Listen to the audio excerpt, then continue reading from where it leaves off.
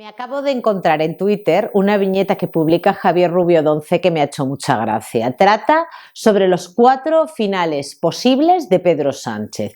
4 escenarios diferentes. El primero, que Pedro Sánchez dimita y acabe en la cárcel. Que no dimita y acabe en la cárcel igualmente. Que huya a la República Dominicana. Y el cuarto, que es el más horroroso y el más oscuro para los españoles, que se convierta en dictador para perpetuarse en el poder. Dictador perpetuo. No se piensen que yo esto no lo he comentado a mis cercanos, porque este señor o sale del gobierno y le investigan, o este señor da un golpe de estado, pone los pies encima de la mesa y se acabó todo. Y a mí no me extrañaría. Ahí estamos, entre dos aguas, señores. Esto es lo que dijo Pedro Sáunez desde Bruselas del rescate de Plus Ultra. Porque ahora ya se empieza a hablar otra vez del rescate de Plus Ultra. Esto se archivó en un juzgado, se ha reabierto la causa, los temores de Pedro Sánchez, que está en el chasis absolutamente, y es que ahora Pedro Sánchez ya no habla de rescate, señores, habla de préstamo. Tiene el don de cambiarle el nombre a las cosas, tiene el don, Pedro Sánchez, de decirle a la gente que la realidad que ve es otra diferente. No solo de cambiar de opinión, de cambiar la realidad, de mutar. Este señor es increíble. No he tenido ocasión de hablar con el presidente Zapatero, pero, en fin, hemos defendido siempre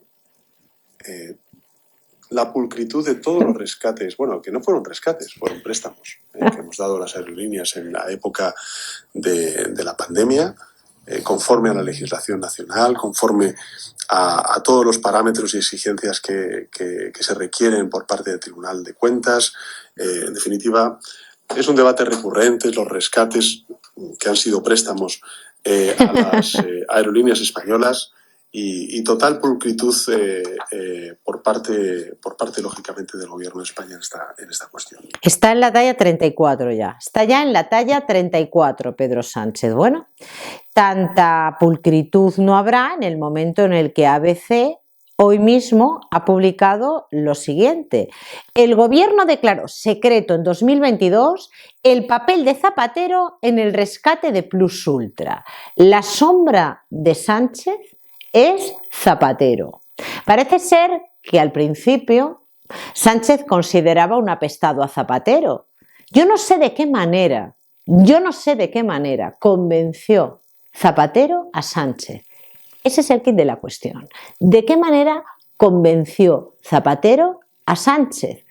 A lo mejor no fue muy difícil. Yo de hecho creo que no fue muy difícil. Basta con alimentarle un poco el ego al presidente del gobierno. Ya sabemos el camino que utilizó Zapatero para llegar a Sánchez y pasó por Ábalos, pero previamente por dejar dentro del PSOE a hombres de confianza. Y a partir de ahí, Ábalos se encontró rodeado de hombres de Zapatero. Ahí empezó todo. Esto ya lo publicó un medio de comunicación en julio de este año y luego, si tengo oportunidad, les leo parte de ese artículo porque es muy interesante. Pero vamos a centrarnos ahora mismo en lo que publica hoy ABC. El gobierno declaró secreto en 2022 el papel de Zapatero en el rescate de Plus Ultra. ¿Qué motivo? Existen razones fundadas en derecho para no facilitar la información solicitada en las presentes iniciativas parlamentarias, respondió el gobierno ante una batería de preguntas registradas por el Partido Popular en el Congreso. Los populares pedían saber si el expresidente asistió a reuniones de la operación, en calidad de qué y donde se celebraron. Este artículo lo publica ABC y lo escribe Ana Sánchez. El gobierno oculta deliberadamente al Congreso el papel que pudo jugar José Luis Rodríguez Zapatero en el rescate de Plus Ultra. Si es que a mí lo que me interesa no es tanto la intervención de Zapatero, no es tanto los cambios de opinión que ha tenido Pedro Sánchez durante estas 2 legislaturas. A mí me interesa saber por qué y a cambio de qué. Es el kit de la cuestión. ¿Por qué cambió de opinión Pedro Sánchez y a cambio de qué? ¿Es un cambio de opinión que no obedece a ningún tipo de beneficio? El cerrojazo informativo del gobierno al legislativo se inició tras una serie de preguntas registradas por escrito por el partido que preside Alberto Núñez Feijóo en febrero de ese año. Con Moncloa invocando un secreto administrativo que los letrados de la Cámara Baja, consultados por este periódico, dudan que fuera aplicable. Pero ahí fue y ahí nos la colaron. Y es que los populares simplemente pedían saber si el Ejecutivo nombró a Rodríguez Zapatero interlocutor con Plus Ultra, si el expresidente participó en alguna reunión entre ambos y, de ser así, en calidad de qué y dónde se celebraron. Todas ellas eran preguntas muy sencillas de contestar, sobre todo si el expresidente no había tenido ningún papel en el rescate. Sin embargo, el gobierno se negó frontalmente a facilitar los datos. Existen razones fundadas en derecho para no facilitar esa información solicitada en las presentes iniciativas parlamentarias, replicó la secretaria de Estado de Relaciones con las Cortes, que ya ocupaba Rafael Simancas.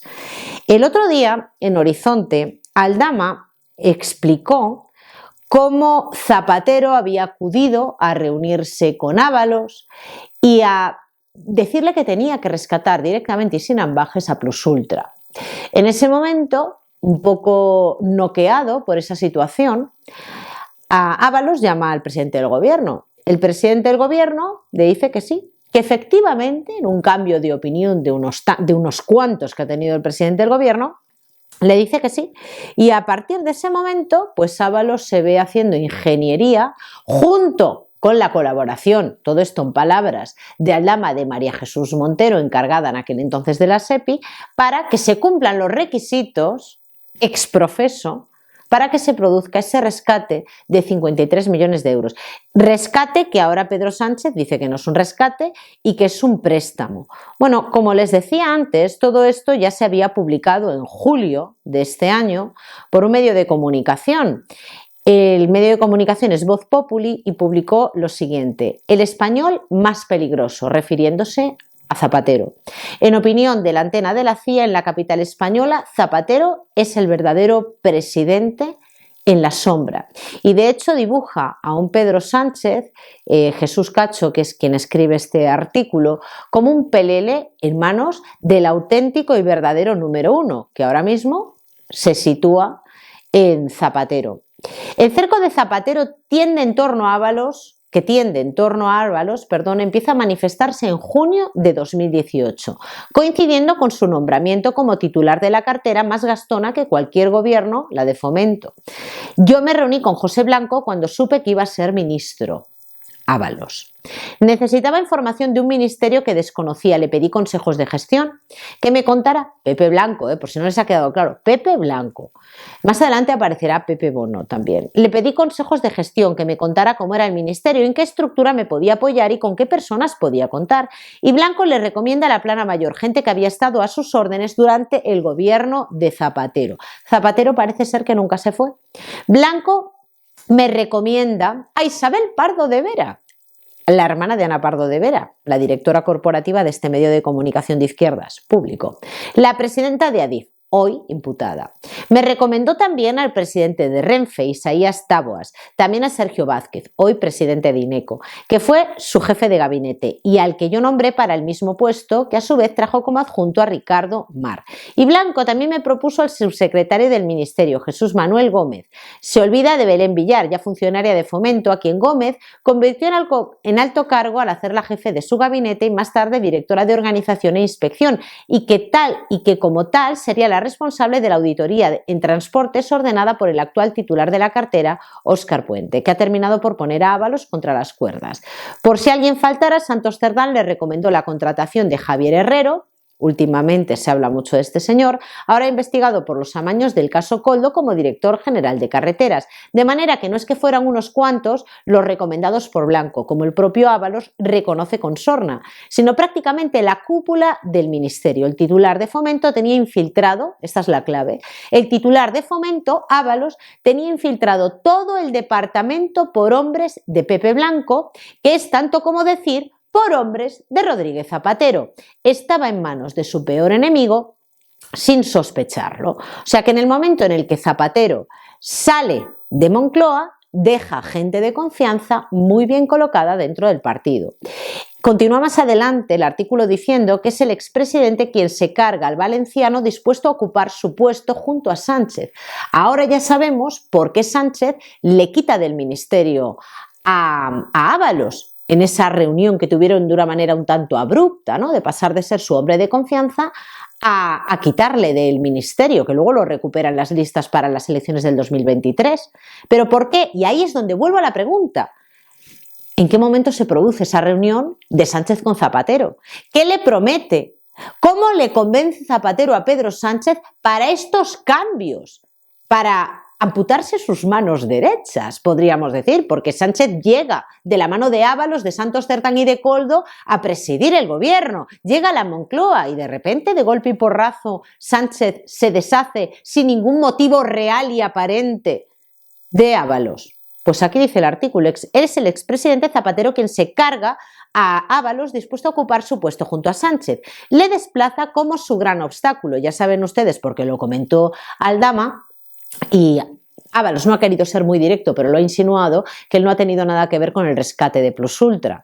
Claro, es que él tuvo que hacer el trabajo, pero en realidad él no quería hacerlo. Le desplaza como su gran obstáculo y la sospecha es que aquella noche ZP hizo llegar a Sánchez información altamente sensible sobre las vías de agua que él, también secretario de organización del PSOE, había ido abriendo en su ministerio de la mano de Koldo García, caso de la compra de mascarillas con las que unos cuantos se habían enriquecido mientras el país permanecía recluido y pasmado en casa, las comisiones, el chalet de regalo de su asesor, las señoras de dudosa reputación. Zapatero lo tuvo fácil, pero todo esto no creo que fuera algo ajeno al presidente del gobierno, por eso sé que tiene que haber algo más.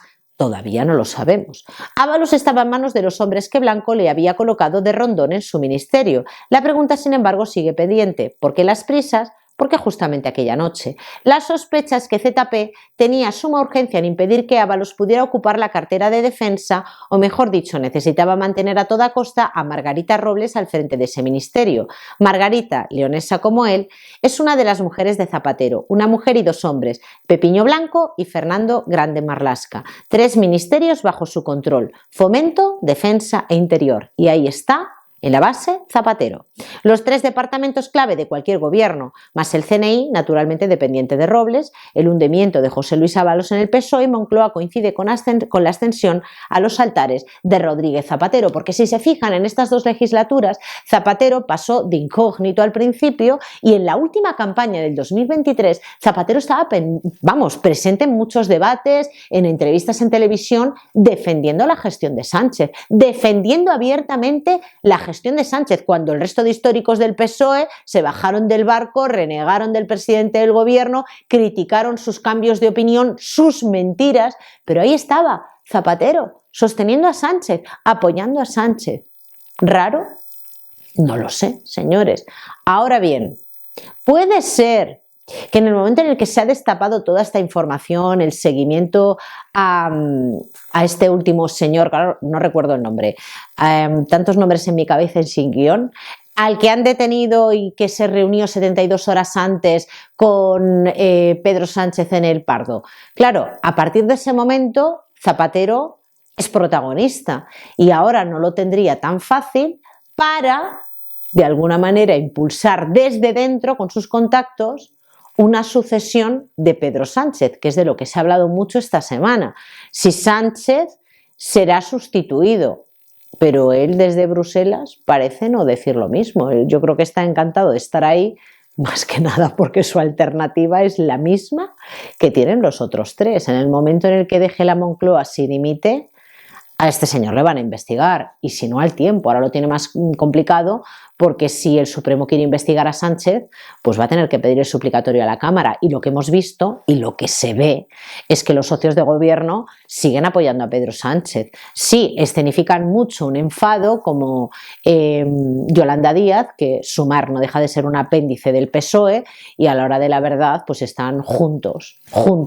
De hecho, se ha sabido que se han reunido en secreto Yolanda Díaz y Pedro Sánchez sin nadie más, y que no han llegado a ningún acuerdo, o sea que mucho enfado, pero a la hora de la verdad interesa enrocarse ahí y no moverse, porque es que no solamente Sánchez, es muchísima gente la que va a tener que ser investigada dentro del PSOE. O sea que al tiempo, señores, esto, como les digo, ya se había publicado en julio de este año, Y parece como que a cuentagotas todo esto que se fue publicando se está acreditando, por lo menos con las pruebas que van saliendo y que se han filtrado a la prensa de las fuerzas y cuerpos de seguridad del Estado. Veremos a ver cómo termina esto. Yo sigo confiando en que uno de los escenarios posibles no es que dimita Pedro Sánchez, pero sí que sea investigado. Así que de esos 4 finales que les he comentado al principio, ¿ustedes con cuál se quedan o cuál cree que va a ser el final más plausible de Pedro Sánchez? Esperemos que no sea el último. Lo voy a dejar aquí. Gracias a todos por verme, gracias por la compañía todos los días, por darle me gusta al vídeo y ahora sí, si Dios quiere, nos vemos mañana.